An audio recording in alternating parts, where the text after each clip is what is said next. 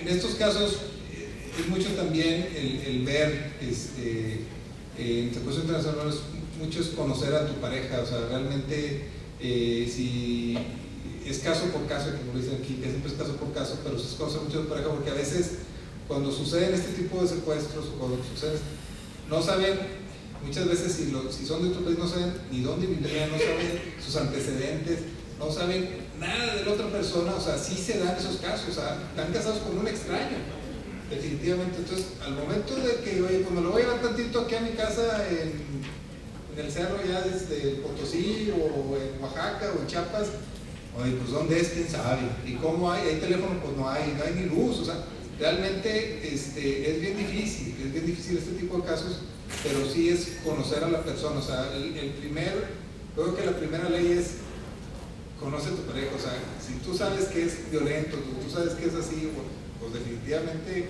tienes que hacer al respecto, ya sea judicialmente o en tu caso, ¿no? Gracias.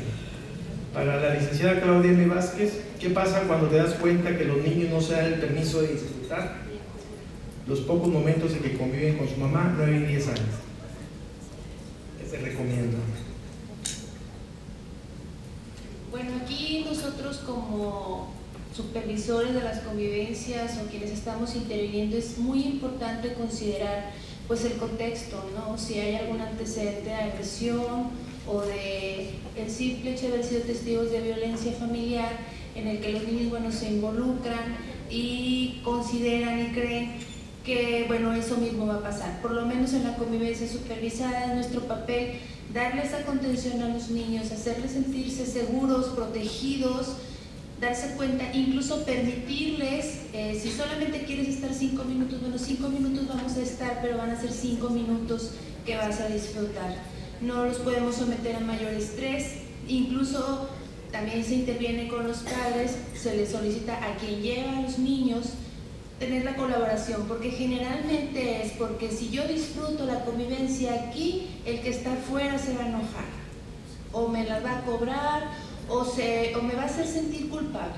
Entonces, es muy importante intervenir con la parte que está afuera para decirle que por encima del derecho del padre a convivir con el niño está el derecho del niño de convivir con su padre o con su madre. Entonces no es quien va a prohibir ese acercamiento. Obviamente brindarle confianza, brindarle contención y explicarle al padre que la convivencia que es parte de un proceso y que ese tipo de situaciones pueden suceder. Y ahí entramos ya con la estrategia, les pedimos que lleven ciertos alimentos, ciertos juguetes, los llevamos a áreas abiertas, etc. ¿Sí? Pero si van a ser 5 minutos los que el niño se va a permitir estar, bueno, que los disfrute. Poco a poco tal vez vaya haciendo más tiempo, pero no va a ser nada más de que, no quiero, bueno, vete, porque igual a lo mejor es lo que quiere que está afuera. Y estamos preservando el interés superior del menor. En ese mismo sentido, y para la misma licenciada, la pregunta, ¿qué hacer cuando ni siquiera te voltean a ver, te esquivan la mirada y su semblante es de enojo? ¿Al padre o al supervisor? Padre o madre. Ok. Bueno, es lo mismo, sobre todo cuando es la primera vez.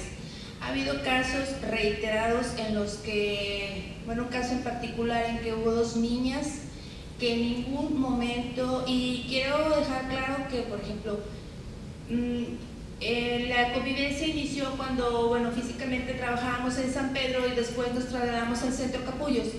Esa convivencia inició allá y no hubo una sola ocasión en que las niñas aceptaron la convivencia con su papá. No lo volteaban a ver, no querían estar con él. Lo único que decían es que cuando estaban chiquitas él gritaba mucho y esos eran sus argumentos. No daban una razón concreta para decir por qué no querían convivir con su papá. El papá se enojaba mucho y me reclamaba, decía, es porque usted no hace algo, ¿por qué no le dice al juez que mis hijas tienen alienación parental? Yo le decía que, bueno, tenía que ser dentro de un contexto de evaluación, no es solamente lo que estoy percibiendo. Entonces yo le invitaba a que, bueno, que a través de sus abogados solicitara al juez una evaluación en ese sentido, porque realmente ya era muy evidente. Entonces la mamá, incluso con su lenguaje no verbal, hacía que las niñas rechazaran al papá. Pero yo no podía tampoco agarrar a las niñas de la mano y obligarlas a pasar a convivir con su papá, porque incluso no lo intenté así, sino lo que hice fue pasar a las niñas a un cubículo, estuve con ellas un buen ratito, les explico qué va a pasar su papá, y cuando pasa su papá empiezan a temblar, empiezan a llorar, y yo no tengo el derecho de someterlas a ese estrés. Entonces ahí es donde se nos amarran las manos. ¿Por qué? Porque las niñas están seriamente afectadas. Tenemos que considerar que no podemos nosotros también ser agentes de agresión, porque además es algo que la otra parte utiliza en contra, y entonces empiezan las quejas en derechos humanos, las quejas en dirección general, y entonces pues también uno como profesional sale perjudicado, y tenemos que trabajar esto con muchísimo cuidado y mucha cautela. Muy bien. Para la doctora Elizabeth es una pregunta muy parecida. ¿Se debe insistir en las muestras de cariño o caricias, aunque sean rechazadas, abrazos, besos? 9 y 10 años.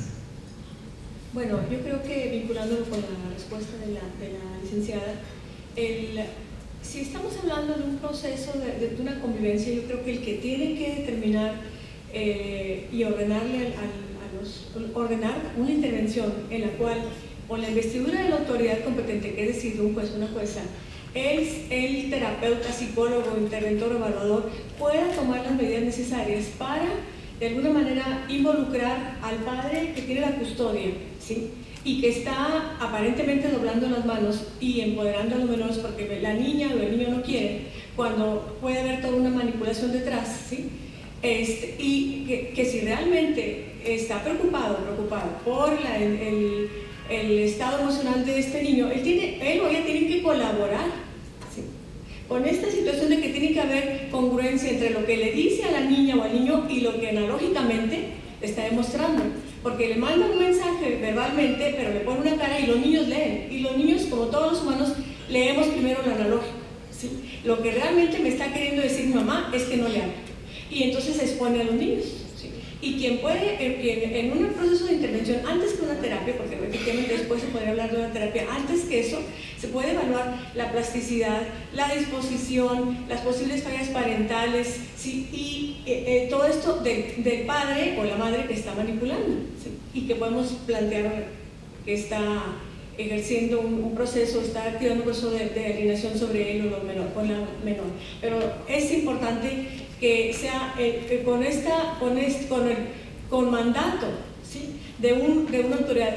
La cuestión entiendo la respuesta de la psicóloga, porque efectivamente, a menos que el DIF se apoye con una autorización de un juez o una jueza para poder hacer algo, efectivamente se limitarían. Es decir, no puedo yo avanzar más allá de propiciar en buenos términos la convivencia, pero si es una autorización de un juez, hay todo un procedimiento para ir avanzando en un cierto número de sesiones, para ir evaluando la progresión, ¿sí? de la participación de las niñas y también del padre o madre, para que haga ciertas modificaciones para que efectivamente demuestre que no está alienando y que quiere favorecer el desarrollo emocional y la convivencia, que lo demuestre con actos concretos. Y eso se puede ir evaluando, y eso se tiene que reportar, eso se tiene que hacer, pero tiene que la persona tener este tipo de entrenamiento.